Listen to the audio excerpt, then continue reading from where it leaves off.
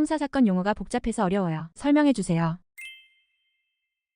최근 형사소송법 개정으로 대부분의 사건은 경찰 단계에서 먼저 수사를 하게 됩니다. 근데 용어가 많이 어렵죠? 오늘은 경찰 수사 단계에서 이 용어에 대해서 설명을 드리도록 하겠습니다. 먼저 수사는 제일 처음에 고소나 고발에 의해서 이루어지게 됩니다. 그 수사기관에 범죄 사실을 알리게 됐는데 알리는 사람이 만약에 피해자라면 고소라고 하고요. 피해자가 아니라면 고발이라고 하게 됩니다. 근데 이렇게 고소나 고발이 있게 되면 이 사람을 불러서 경찰에서 조사를 하게 됩니다. 그리고 그 내용을 종이에 이렇게 써가지고 나중에 지장이나 사인을 받게 되죠. 이런 종이를 바로 조서라고 하게 됩니다. 고소인이나 고발인에 대해서 조서를 받게 되면 경찰은 다시 피의자를 부르게 됩니다. 고소나 고발을 당한 자를 피의자라고 하죠. 그리고 이 사람을 불러서 또 진술을 듣고 이를 종이에 쓰는데 이 종이를 또 조서라고 하고 특별히 이를 피신조서라고 부릅니다. 그리고 피신조서까지 작성되게 되면 그 외에 여러 가지 다른 사건과 관련된 사항들을 조사를 하게 되고 결국은 경찰이 혐의가 있다 없다 판단을 하게 됩니다. 여기서 혐의가 있다라고 판단하게 되면 이를 송치 결정을 하게 되고요. 만약에 혐의가 없다라고 판단하게 되면 불송치 결정을 하게 됩니다. 그래서 불송치를 하든 송치를 하든 결국은 모든 사건 기록은 검사에게 가게 되는데 검사는 이를 봅니다. 근데 송치된 사건이 뭔가 조금